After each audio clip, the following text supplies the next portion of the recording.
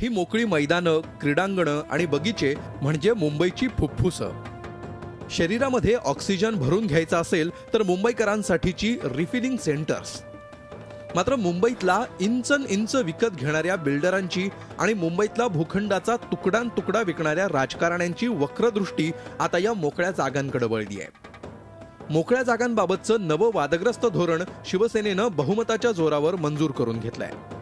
मुंबईत 1068 मोकळ्या जागा आणि उद्यानं आहेत.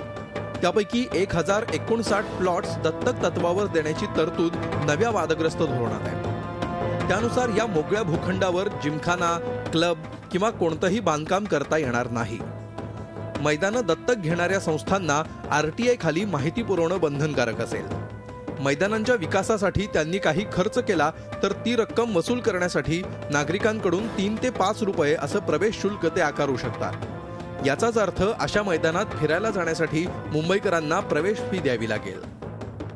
सत्ताधारी शिवसेनेनं पास केलेल्या या धोरणाला विरोध करण्यासाठी मनसे आता स्वाक्षरी मोहीम राबवणार आहे. मोकळ्या जागा खासगी बिल्डरांच्या घशात घालण्याचा हा डाव असल्याची टीका राज ठाकरेंनी केली आहे.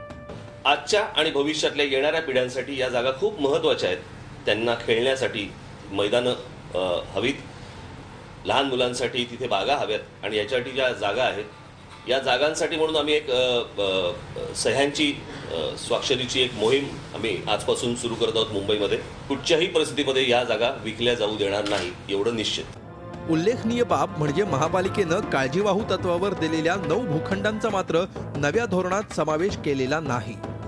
याचाच अर्थ राजकीय नेत्यांशी संबंधित संस्थांच्या घशात हे प्लॉट कायमस्वरूपी घालण्याचा मार्ग मोकळा झालाय. त्यामुळं हे धोरण राबवणाऱ्यांच्या हेतूबद्दलच शंका निर्माण झाली आहे.